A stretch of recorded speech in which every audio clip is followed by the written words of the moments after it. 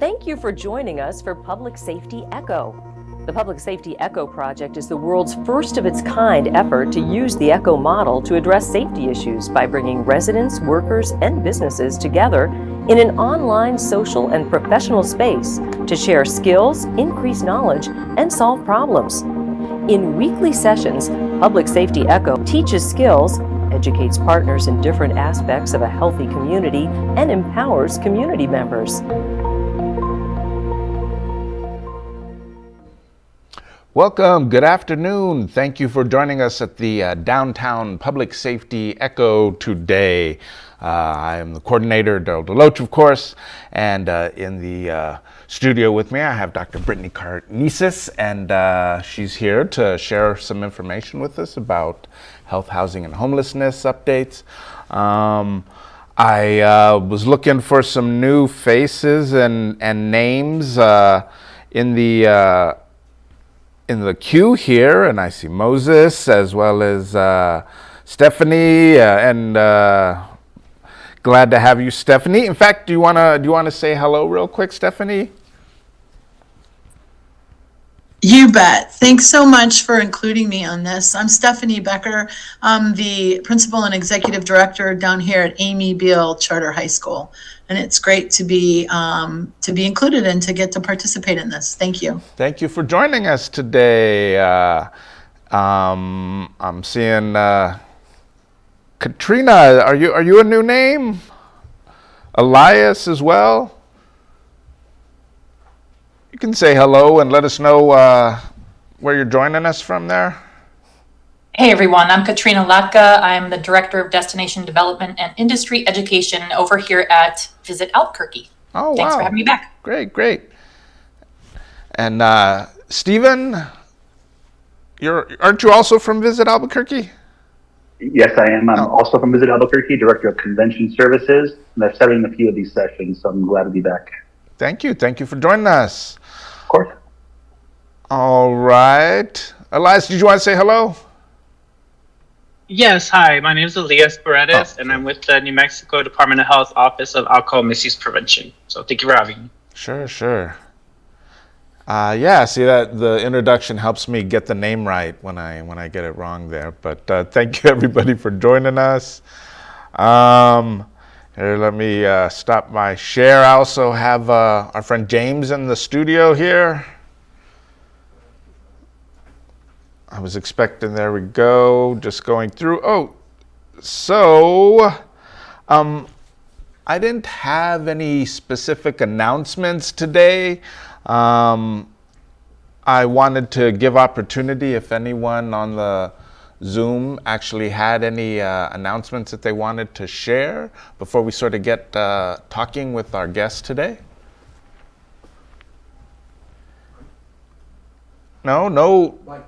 I do. Oh, okay, there we go. Mike, okay, yeah, I was trying to see all the faces there. Thanks, Mike. Hi, Mike. And I was trying to type in some info to share on the chat. Last week, you had said that you wanted to reach out to community members to find out what their concerns are for future Echo conversations. And I said, just so happens that I'm working on that very sort of initiative.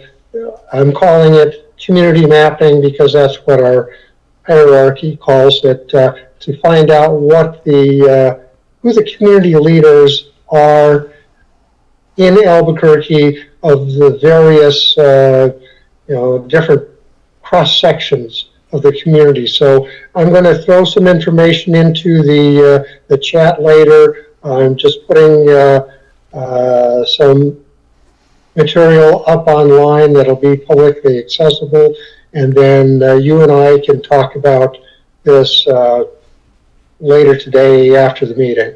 And I presume that your guest will be talking about tonight's transformative neighborhood planning meeting, monthly meeting at the Gateway Center this evening, and I will be there. Yes, sir, Mike. I'm looking forward to seeing you in just a few hours. Thank you, Mike. Any other announcements? Well, and yeah, I have been working with a committee sort of formed at the New Mexico Black Leadership Council, where we're trying to focus on the hygiene trailers that Nicole Rogers was able to acquire and find ways to put those into use. And I'm thinking what Mike's talking about here, we'll try to find a way to make that happen and incorporate some opportunities to just sort of, That's great. I may add that on today, just a little bit about volunteers, because we may reach out to this group of folks. Yeah, it's one of those things. It sort of was an idea, and it's nice to see that it's come to a reality now. It's really down to us collaborating together to make sure that it's put to use. So I'm very excited about those. And unless there's any other announcements, let's please turn on our cameras. ECHO is all about all teach, all learn, and we hope you plan to participate fully. We will, I already forewent the introductions there. The Downtown Public Safety ECHO's goal is to increase safety by bringing residents, workers, visitors, and businesses together in an online social space to share skills, increase knowledge, and solve problems. Any views expressed by participating city officials are not meant to give legal advice, are only meant to educate or provide insight into the discussion. Today's presentation, of course, is from Health, Housing, and Homelessness. We will talk to Brittany here. Brittany, why don't you say a little more about how you ended up in this role? Sure, that's a great question that I love answering. So yes, I'm Brittany Karnezis. I am the Homeless Innovations Officer with the city. This role was previously held by Maria Wolf, the wonderful person whom you've probably all worked with in some capacity, either at the city or here in Public ECHO or the Public Safety ECHO. So I have been with the city for about 6 months. Right. So in a lot of ways that feels like 2 days, and in a lot of ways it feels like 20 years. So it's both a lot of learning and also just feeling like I'm kind of feeling comfortable in this role and really getting to understand all the amazing work that's going on with the city. I have a very unique role that I am involved in a number of projects, but a large portion of my work is really trying to regroup, strengthen our encampment engagement response as a city. And so I will talk a little bit about that today, but I believe probably many of my colleagues are likely on this call today. We work with about 10 city departments. It's a very cross-collaborative thing. So I'm really lucky to be able to work with a lot of folks in the city, and I know there's a tremendous amount of work to be done, but I also want to highlight that there's great work happening right now. Yeah, there's definitely been a lot of different efforts and different things, new ideas coming, why don't we get right into it? Let me bring up your presentation here, and we can get right into it. Let me see. Sorry, here as I multitask. It is okay. The first slide is going to be my name and some beautiful photos of some of our services. All right, there we go. All right. Okay. So I just want to note that these are some photos up here of the work that we do. A lot of them are locations. If you see those dark blue beds, those are the new beds in the Gateway West facility, and so a lot of updates have gone on in that facility. When Maria was in your role, I was one of the people she got to volunteer help to set build beds. I went there several times to build those beds. We are grateful, and I hear about that service project all the time. Yeah. So, all right, we'll go to the next slide. Okay, so I felt very sing-songy when I was writing this yesterday. Where are we going? Where have we been? Where are we going? That's really what I want to focus on a little bit today. Yeah. To give some updates and also to let you all know sort of what's on the horizon for Triple H. But no, I've got the Gateway Center logo here. Know that a lot of the conversations I'm bringing forward are really from the Gateway system of care. Although I want to be cognizant that this lives within the great department of Triple H, and here at the end, when we have open discussion, we can certainly talk about anything housing related that folks would like to do. So I'm going to go through a few things today, just some updates in the system. a little bit about encampment engagement, because I know that this is a conversation that is happening more and more in the community, and I want to be thoughtful about that with all of you today.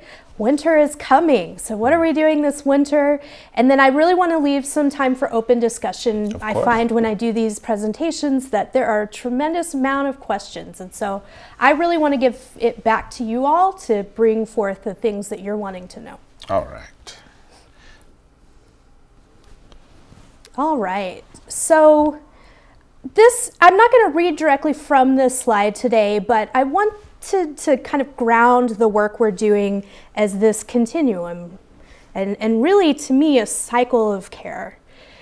So again, a lot of what I'll be talking about today is coming directly from the Gateway Center, but know that I and all of us really understand that there's a lifetime cycle of supporting folks through housing insecurity or homelessness. Yeah, you have to have that continuum of care to really have the success and Absolutely. to make it stick. I've seen it downtown. Yeah, and absolutely in many areas of the city. So we've got 4 kind of large buckets here, and it goes from street outreach to what I would call stable housing and everything in between.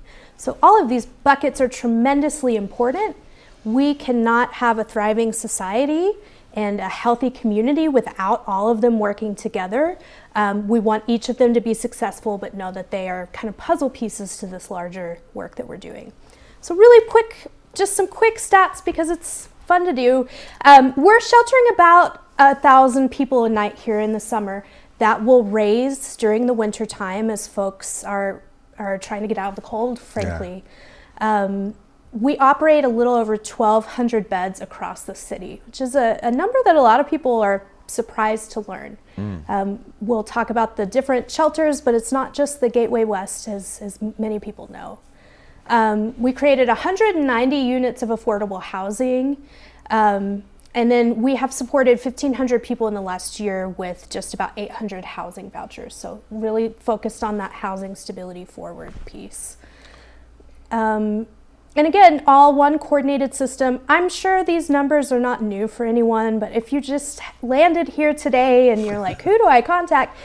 You'll get some contact throughout this presentation, but know that 311, a great place. They will always navigate you to the place you need to be. Right.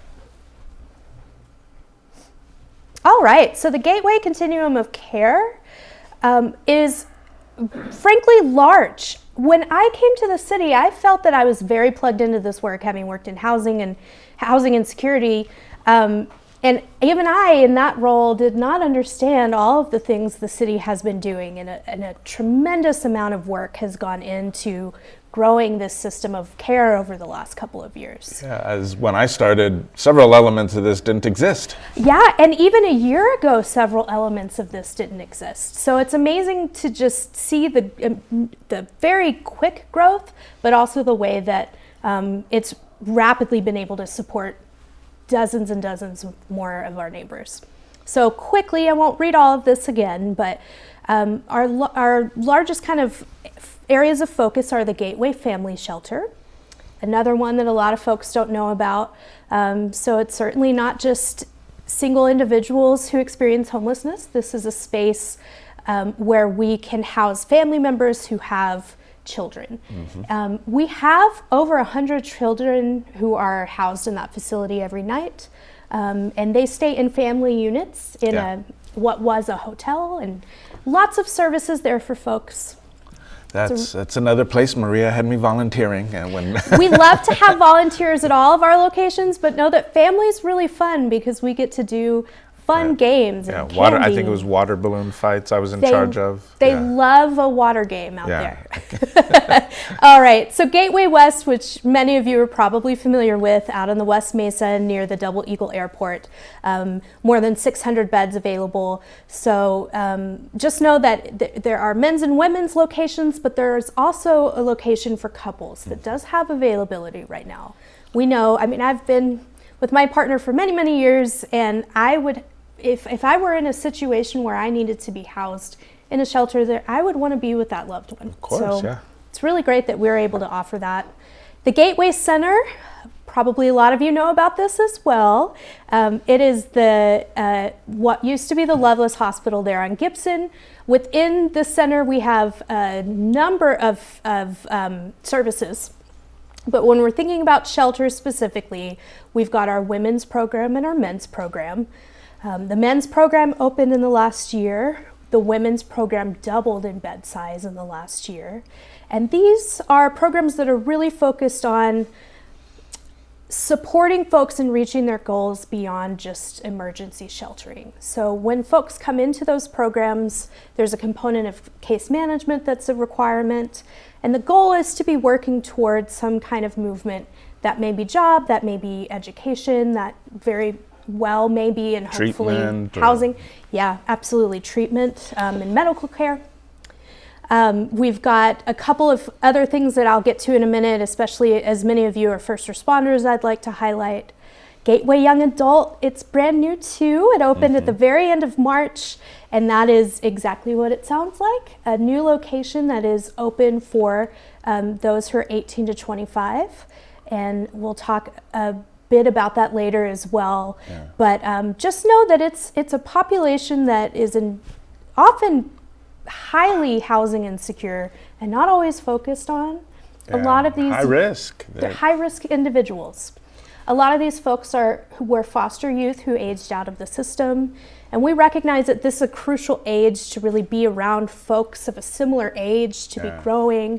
So it functions in a similar manner, case management, housing, but we really want to have that learning component as well. So things like life skills development. If some kind of further education is on their horizon, we want to support that as well. And then Gateway Recovery, which is the facility where folks can live once they are in substance recovery and be around other folks who are in similar situations. Great. All right, so the last fiscal year, we had some major milestones. I've spoken about a couple of these, but expanded the housing and treatment navigation, which again are our men's and women's program, our young adult program, and also our family program. And they have grown significantly. We opened Gateway Recovery, which I think is probably particularly interesting to a lot of the folks in this room who are working with folks who utilize substances. It's been tremendously supportive for the folks who are living there. And then Gateway Young Adult, we have 41 beds currently. We finished phase 1, so know that the goal is to have more than 100 beds available once we finish all 3 phases. There's some numbers at the bottom I won't read out, but I do want to just highlight them because I often, even though I'm in this work every day, I'm surprised when I see these numbers, and it really helps ground me in knowing, yes, there's a lot of work to be done, but all of these are individuals who are deeply important neighbors and members of our community, and it's really great to see the work that is being done. All right, so we're going to talk a little bit about encampment response. I want to frame this really give a foundation to what we are doing as a city, what we have been doing, but truly what we are very focused on as we move forward. Our goal with all encampment response is to lead with compassionate services. Of course. So our number one goal is always to get somebody in some type of service. A lot of people think that means shelter, and certainly often it means shelter. And I think, tooting our horn, we've got a lot of great facilities for that. But it could be other situations as well. Some folks go directly into treatment or maybe a detox center. Yeah. Some folks maybe are in desperate need of medical care and are given that. Yeah. Case management may just be something they're interested in and they're really living with their community, but they want kind of some outside help. Yeah. And so there are a number of organizations, many of you here, who are involved in this work. And I think it's important, but it's also really beautiful.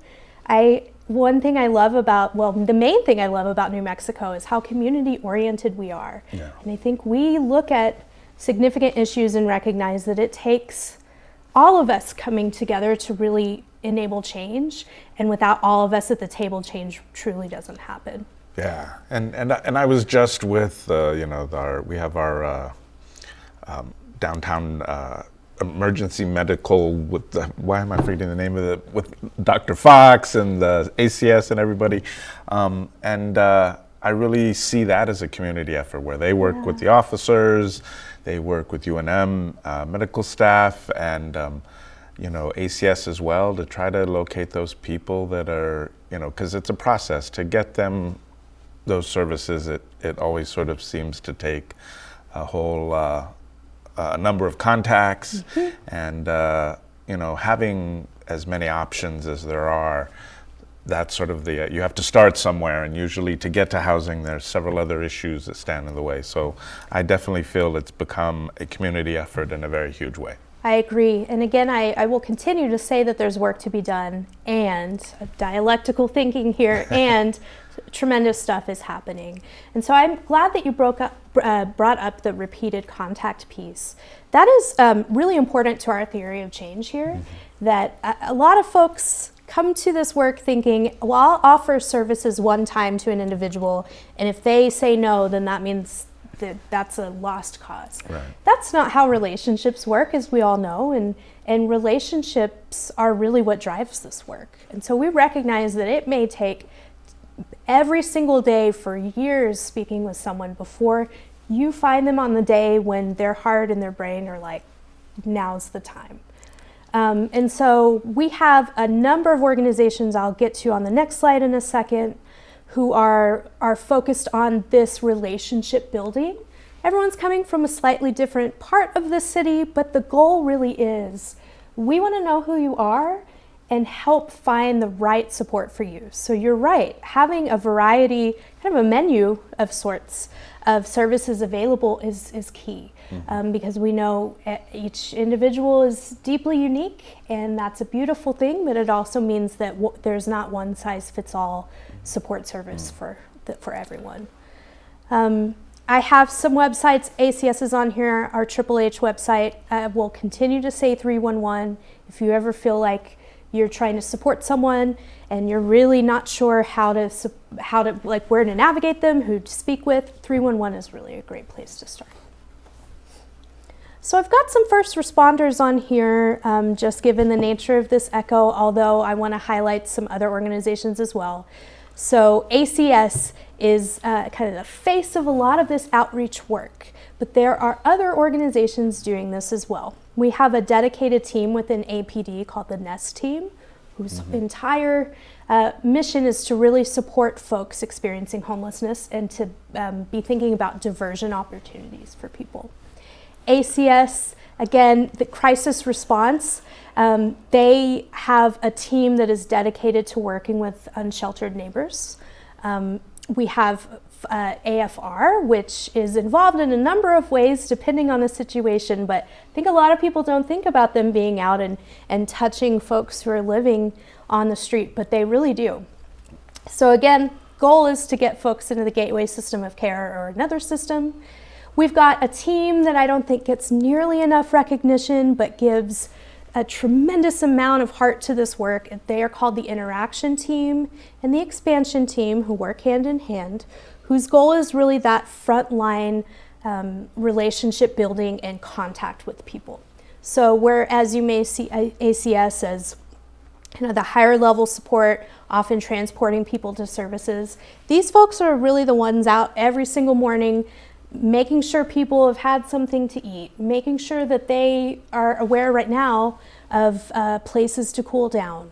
And then again, always trying to support people into getting into services, but knowing that that relationship piece will always be very key.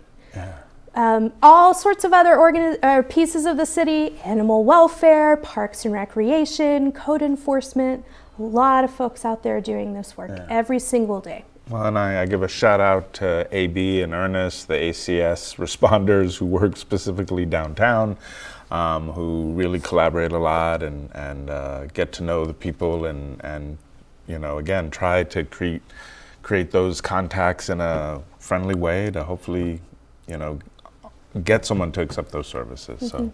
Absolutely. Thank you. We always love a shout out. All right, I'm going to talk about a couple of places that live within the Gateway Center on Gibson. For those of you who are first responders and can transport and do transport folks into services, these are two areas that are not underutilized, but I'm not sure are utilized to the extent they could be, and I want to make sure folks know that they exist to support in the moment. So the first responder receiving area, again in the Gateway, it opened in the summer of 2024, so we're going on about 2 years. The entire reason this was created was for a space for first responders to take folks, largely thinking graveyard shift, when a lot of services are closed. So that's not to say there are no services taking intake at night, but if you think about what that typically is, that's the emergency room in a hospital. Well, and this is also people who may be intoxicated or on substances, and generally not necessarily, they're going to need medical attention if they're going to stay somewhere.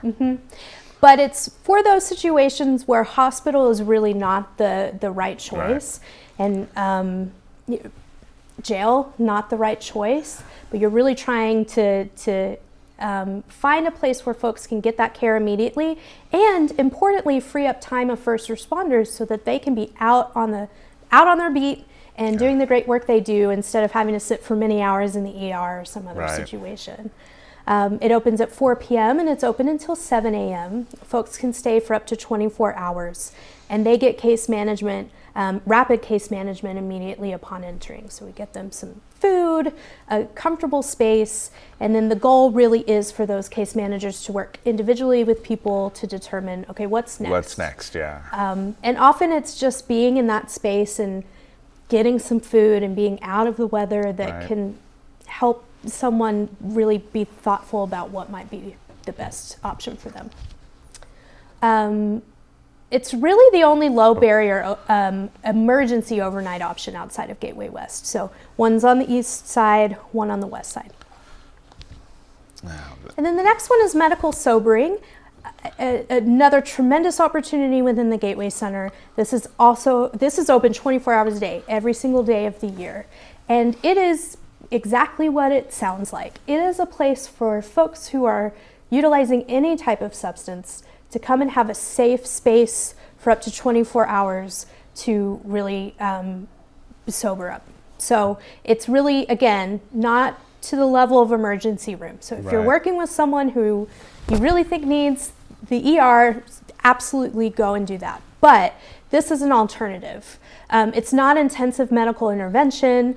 There is supervision, and it works on a peer support model, which is fantastic.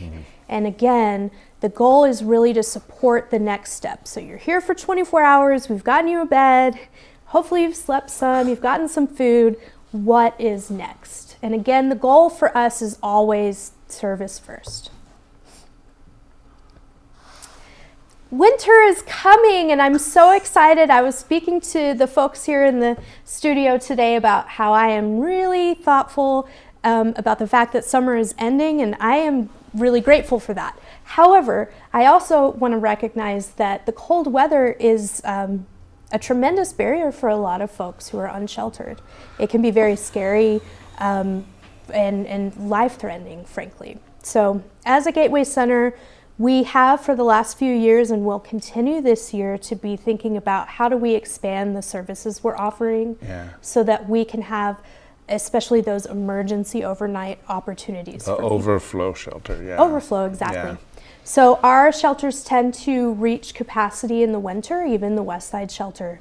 And so, and we know that we have a lot of unsheltered neighbors who really just want something for the night, and their goal really isn't long term. So this is open during the night. It's not a full day. It's not a drop-in center. It's really a place for largely ACS and other first responders to bring folks overnight. So this would be someone who is not maybe eligible for medical sobering or is not interested in going to medical sobering. And maybe someone who's like, I just want a bed. It probably, that would be the alternative to first responder receiving area for the winter. Another place that in the past Maria had me volunteering. Fantastic. Gerald, you've been everywhere. I love it. We really are trying this year to put a focus on navigation. Again, even if somebody comes and says, I don't want anything, I just want a bed to sleep, it's very cold tonight, we will always offer to get someone to another space that may make sense. And we do have folks who decide to do that during the winter. And do you have a number of how many additional beds that is, or? I do not have the number that we'll have for this year. Right, so you're still working on it. What I'd like to do is get that number out to all of you, because it'll be really important. But I fear overstating or understating our capacity.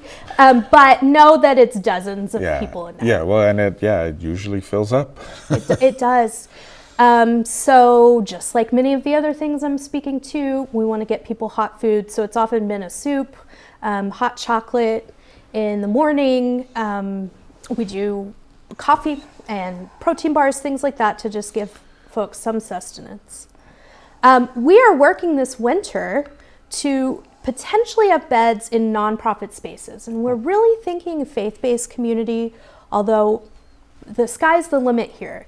But know that, and you may be hearing from us, we will be seeking partners who may be interested in taking a few cots during the winter to take people in emergency overnight shelter situations. So the city is going to be offering the cots and the linens, and working to have wraparound support services to those locations. And it may not happen, but if anybody's on this call and it's like, you know what, my church would love to do this, definitely reach out to me. Yeah, it's definitely, again, just a compassionate thing to do during those cold months. Absolutely. And then we'll be seeking donations again for some of these things. All right. All right. So we've got some holiday events going on, which are really exciting. Hey, guess what? You can volunteer in each and every one of these things, folks. But they are really fun and a great way to give back. I know that most of us probably enjoy at least one holiday with loved ones a year. It's deeply important for us to be in community. And we recognize that even though folks may be in a large congregate shelter, we believe in joy and finding ways to connect. And so that's why we have these events. Many of them are at all of our locations. For volunteers, these are the ones that we're kind of focused on. Trunk or Treat, which is an alternative to Halloween. It's always happened in Gateway Family for the children, but we're going to include young adult this year, I believe, because you know what? If you want to get some candy and dress up, I think that's who doesn't like to have a costume for Halloween? And it gives me an opportunity to wear a costume too. Yeah. So, and then a Thanksgiving meal, which is very much what that sounds like. And again, these will be happening at Gateway Center, which will include men's and women's housing and treatment navigation, the West Side Shelter, family and young adult. I'm calling it December holiday meal. You may consider it a Christmas meal or another holiday. We will be doing that at all locations as well. We have not formalized if these will be taking place on December 24th or 25th. It may be a little bit different depending on the shelter, but it'll be one of those days. There will be a holiday meal. And then at West, and if we have more volunteers and donors, maybe more than West, but specifically at West, we'd like to do a hot cocoa bar on the other day, so the day that is not having the meal. Okay. And I envision it being like with whipped cream and sprinkles and fun stuff for people to do. Something warm. Something warm. All right, so I'm putting my information up here to say that I would love for you to reach out to me about legitimately anything. If you just want information, if you're compelled to volunteer in some capacity or you know someone who is. Frankly, a lot of the calls I get are from people who have young people in their lives who are looking for a service project. Let's bring them on. Again, if you have interest in donating, get in contact with me for whatever. But I do want to give space here for questions, thoughts, sure. Absolutely concerns, bring them on. Let me give everyone a moment there to get your information if they want to contact you. And again, as far as volunteering, obviously I've volunteered at several of these, and I have to admit there's something about being able to help someone who is in need during those times and at these places, you make some special sort of contact with people that really are happy to be seen, happy to have someone to talk to. I agree, and I think probably many people on this call can empathize with me. I often just get in the day-to-day of the paperwork and the logistics of it all, and I believe it's very important to just steep ourselves in the relational work that's going on. And again, I want to use the word joy because I don't think it's brought up in these types of conversations enough. But those relationship opportunities, they're joyful. Yeah. I leave very refreshed. That is not the point of these volunteer opportunities.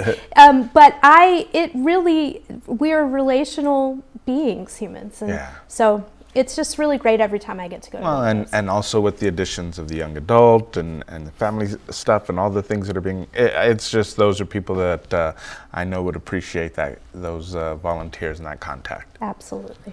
A quick question about volunteering? Sure. The logistics, how do you volunteer, and are there any of the sites that need more volunteers, are in more need of volunteers than others? Fantastic question. So what I will do, if it's okay, I don't know if it would be to the listserv after this meeting at some point in the next few days. Yeah. I'm happy to share anything if you want to send it to me. Yeah. I will put together kind of a list of what volunteering looks like within the Gateway system. We have a lot of opportunities outside of what I've spoken to today. A lot of what I was focusing on are events, but we have individual opportunities all the time at all of our locations, frankly. So it depends on the season, but know that this is all through the One ABQ Volunteers website, which has more than 30,000 volunteers involved in it. So all of those opportunities are always listed, but I will create sort of a menu. So you have to go to that site and register, I believe, to be a volunteer, and then as the opportunities come up, you just sort of sign on to them. But I often work with volunteers who I'm speaking with, and they're like, I don't know how to sign up for this. It's weird. And so I've had people in my office, and we're signing up together. So I'll work with folks to make sure you cool. And once you send that to me, I'm happy to share, send it out and share it. I appreciate it. Thank you. And Mike, I see you have your hand up. I guess I'm not unmuted. Why don't you say a little bit about tonight's monthly meeting and the meetings in general, because there were questions about it, and I did comment that it's open to the public. Yeah, there were several comments going on in the chat there that I didn't have time to look at, but thank you. People communicating. Yes, thank you, Mike. So Mike is not only a core member of this group, but always films us for Zoom for these meetings.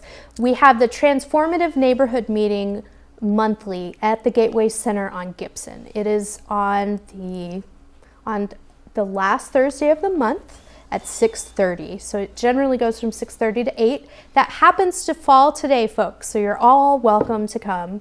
The goal is really to be thinking about the area around the Gibson Gateway Center. So how are we really thoughtful about ensuring that our community is thriving while also being able to provide the services that are deeply needed for our community members? And so I think it's a great group of people. A lot of them come from the neighborhood associations around that area. However, it is open to the public, and we have folks who come from all over the place to come and hear about what Gateway's doing, maybe voice concerns, think about the future, and help strategize. Yeah. So we always, not always, but we generally have an outside speaker come every time to speak on something that is really of interest to that group. Well, and I know the neighborhoods around Gateway were sort of affected by the change, and really it's about, again, sort of understanding that we got to balance the need with, also being good neighbors to the people who've already been there for a while, as well as those who are trying to come and get those services. So definitely is a good way to stay informed about all those efforts and balance that understanding. I want you all to know that this information is available on the Gateway website through the city, so you can find out information there. again, it's sort of like a neighborhood meeting plus. But we certainly, we need brains together to solve these issues, and so we welcome anyone at any time to come to those. Well, and just like the Echo, the idea is, we aren't going to solve them if we're not talking about them. We're not going to solve anything without talking. I've been bringing snacks, so I'm just saying. Oh, okay. Come get a snack. That's always a good, that was something Maria taught me too. Snacks are the way to get people. My understanding is I don't Maria bake. always cooked I don't or bake. baked. I don't bake. That's, I'm going to be real, folks. These are store-bought snacks, but I promise that that's better than the alternative. Actually, sometimes Maria used store-bought. She would, Maria, she told me store-bought. that. Okay. Okay. We'll keep that secret within this group. Yeah. Any other questions or comments about what was shared today?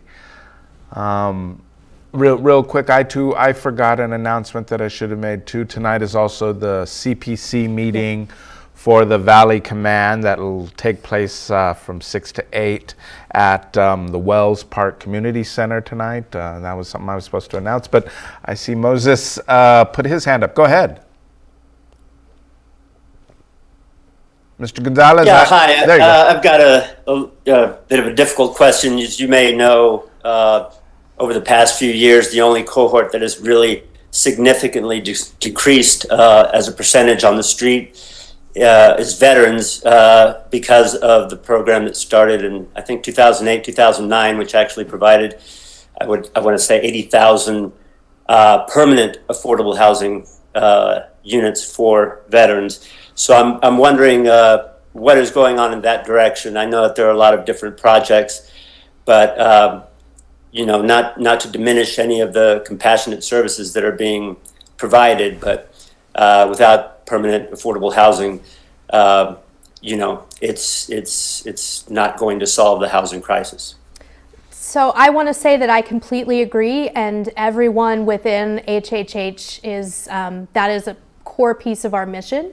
It's one of the H's. So again, a lot of my work is really steeped in homelessness and working with folks who are largely unsheltered. But housing is one of the words in our title. So housing, affordable housing, building up units is a core component of Triple H.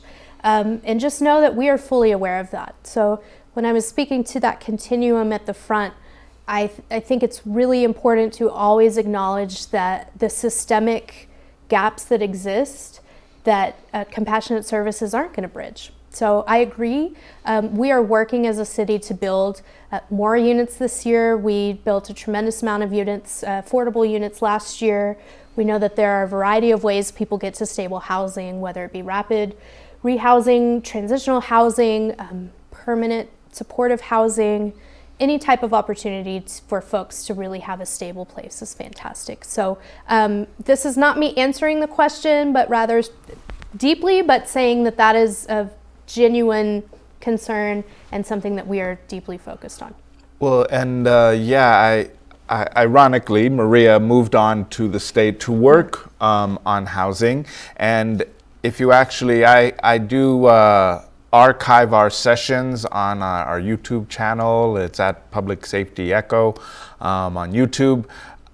Maria was on here just a few months ago, and she did sort of lay out some of the efforts that the state is making as well to provide funding and where that funding's coming from for housing. So again, it's one of those things that the effort is being made, but it's going to take a lot to actually see those results start affecting people. And since you mentioned the veterans, someone brought up here the Veterans Integration Center. Oh, yeah, absolutely. I hope to have them on one of my echoes soon, but I mean, that's a facility too that's been upgraded and trying to serve them, our veterans, in new ways. So things are moving. Agreed. A couple of things. Thank you for bringing up the state. I want to acknowledge again, this is another area where it takes all parties to be completely invested to make change. And so the state is doing a tremendous amount of work, the county, the city,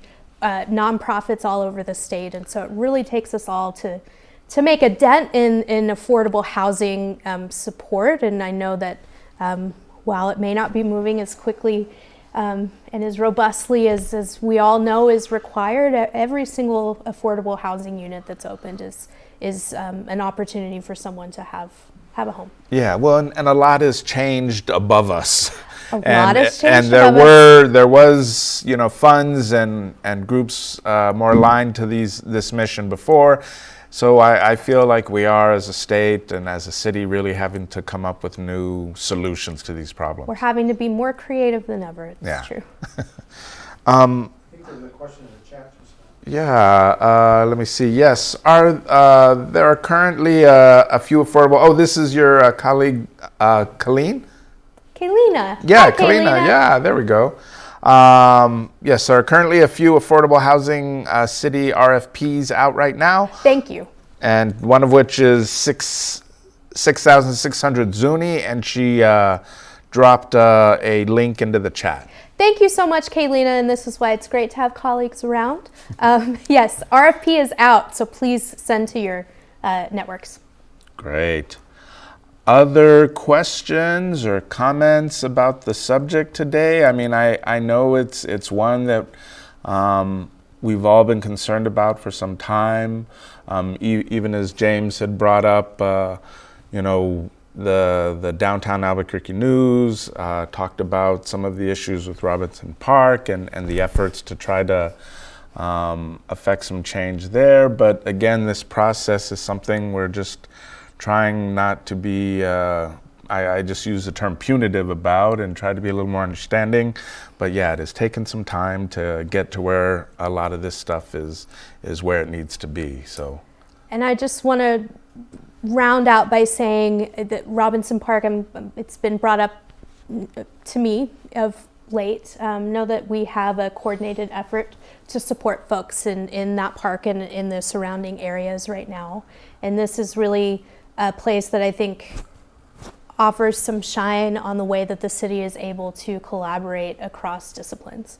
And so we have all groups from code enforcement, again, to APD, to ACS, to animal welfare, all working together to support people in that area currently. Yeah, and UNM, and yeah. All of our partners, Yeah. all of you, truly. Yeah. Mike, you had your hand up and dropped something in the comments there in the chat.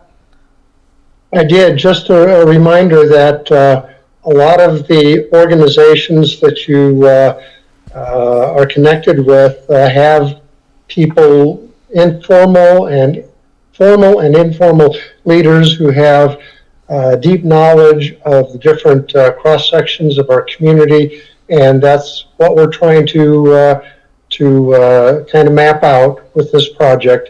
And a work in progress, but it will benefit all of us if we know who to reach out to find out about community concerns and priorities. Agreed. And do it in a productive, collaborative manner. Agreed.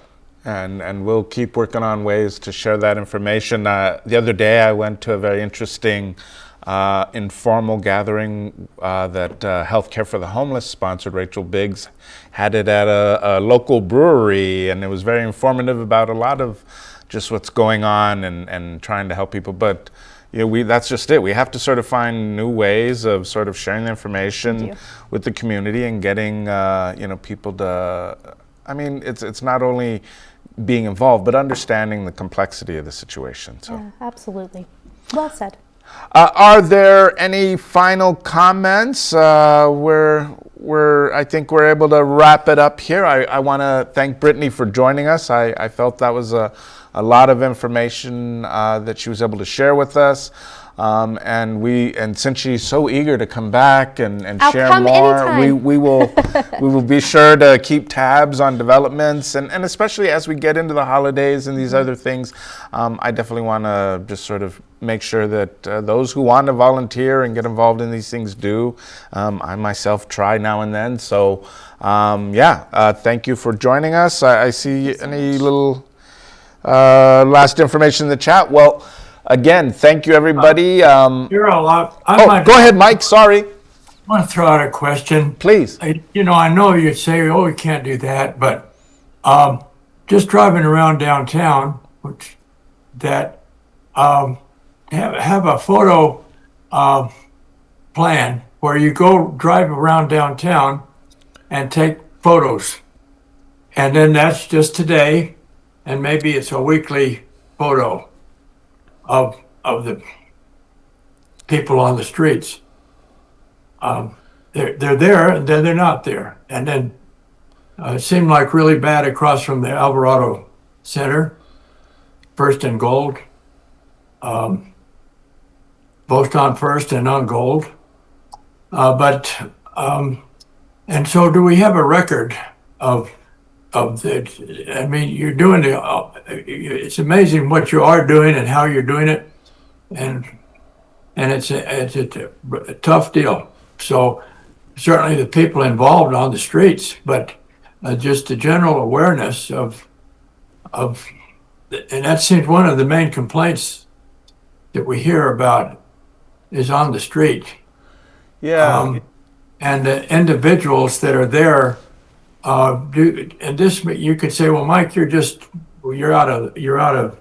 the wrong question here, but do they have within themselves to get up and, I know people that have a shop downtown, they will open their shop in the morning, they'll get out and get a broom and sweep in front of their space. And everybody individually at their own home, they wash the dishes and do that stuff. So how can a person, when they've been on drugs or alcohol or down in the dumps, discover within themselves, oh, I think I can do better than I'm doing? And I can't say culturally, I know some Hispanic type things. You have a little bitty home, people out there cleaning the home, and other people don't clean up their home, their yard and stuff. So, well, yeah, I have. How do you turn on that light? Thank you. Sure. I didn't mean to cut you off there, Michael. I was actually doing de-escalation courses the other day with an organization that does family advocacy. And one of the things I always like to sort of point out, and you touch upon there, people who are living on the street are in crisis 24/7. I mean, being on the street, you talk about having the home and the ability to sort of, have a safe place and access to food. But when you're living on the street, the idea is you're in sort of fight or flight mode 24/7. You don't get to. And that's not including what may be mental health issues or substance abuse or these other factors. So I know sometimes it's difficult to even to think about. One thing that I might bring up is another article recently, the Downtown Albuquerque News. Peter was very gracious to essentially write an obituary for an unhoused person who was living on the street downtown here for many, many, many, many years, who was Cole and Broadway, who was someone that we were all concerned about. I myself took a personal interest in trying to speak to and offer this person services. But I mean, I guess the simplest answer is we live in a country with constitutional rights, and some of those people are able to refuse services even when it may not be in their best interest or favor, but they're the ones who have the right to make that choice for themselves. And that's when we talk about this is where we're trying to deal with people's, rights and privileges and dignity to just be who they are. Unfortunately, if we don't have housing, if we don't have these nonprofits, the police, UNM, everyone working together, we're not going to make progress in convincing these people that there is a place for them in society. Because right now, I don't think a lot of them feel that very seen or even that we're concerned about those things in that way. Yeah. So I appreciate you asking that question, Michael, and it's not out of line. Again, that's what we want to sort of discuss here, because they're difficult questions and the answers aren't straightforward and easy. And yeah, it's going to take a conversation for us all to maybe change the way we think about some of that stuff to actually move towards a solution, because despite all the efforts and all the work, we still see it on the streets. It's something that's still very visible, and it's not easy to see sometimes.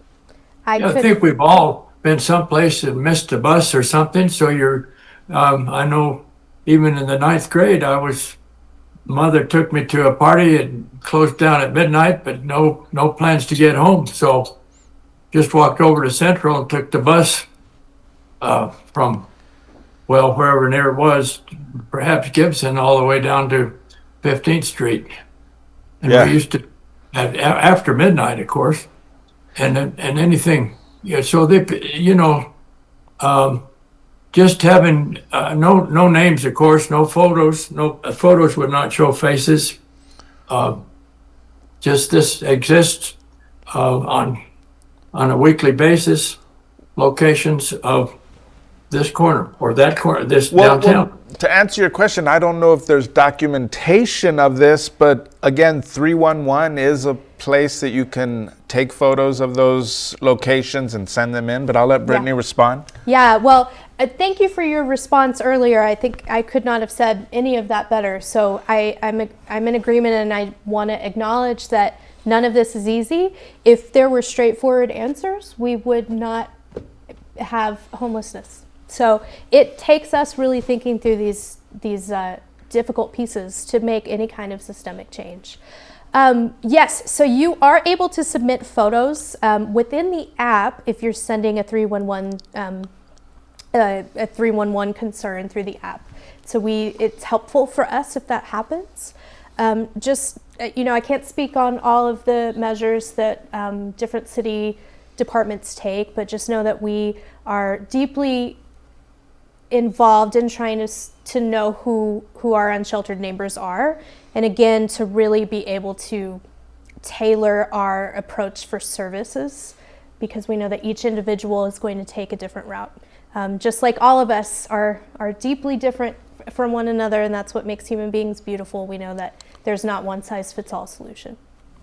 I was thinking more of you as a professional person in charge, just to weekly do the personal survey, to go around, take pictures, a regular data, get data about, and again, that I do think that you sort of brought it up. I do think, some of these people may not want to be photographed or documented in these ways during these times, but I do feel collecting data and having a better understanding, almost a heat map of where these people gather. And we all know where those places are in town, and there's logistical reasons why. But at the same time, some of these places are public spaces. And, if it's a public space, by nature of it being a public space, they have right to sit there and be there and spend time there just as anybody else would.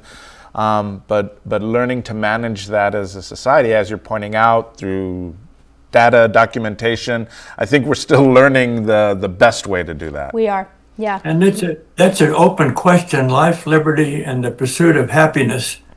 And so when you want to live in a community where people are free to live on the streets if they want to, does that interfere with other people's rights? And so it's a balancing, and that's what our government is there for, to help us balance these terrible questions that we come up with. Yeah, I mean, we just, even when it comes to something that I think of, I was just recently involved with a bike ABQ. I'm someone who rides a bike. Even just use of the streets is something, because I do drive a big truck, but because I prefer to ride a bike as opposed to drive a big truck, and sharing the streets is something we have a very difficult time doing with lots of money spent and everything else in this town. So it's a similar thing when we talk about sharing public spaces in the parks and everything else. We got to balance that with just because you drive a big truck doesn't mean you get to take the whole road. It's a messy business being in community, isn't it? Yeah. But we all are at this table today because we love our community. Yeah, and because I always have to say you can't beat the food in Albuquerque. Absolutely not. Agreed. Well, thank you for your questions and comments, everybody. Again, while I work on, there's been a lot of changes at APD with the new commanders and stuff, so I'm still working out some kinks and getting some officers here, but that's really the idea. Eventually I will. But I thank everybody for joining us, and we'll follow up as I get some new sessions planned for September, and I'm hoping that summer winds down pretty quickly here. I'm sort of over the heat. But thank you, everybody, for joining us, and see you next time. Thanks, guys. Thank you so much. Thanks, Steph. Thank you for joining us. We welcome your suggestions regarding any scenario involving future public safety echo sessions. For more information, visit www.cabq.gov/echo.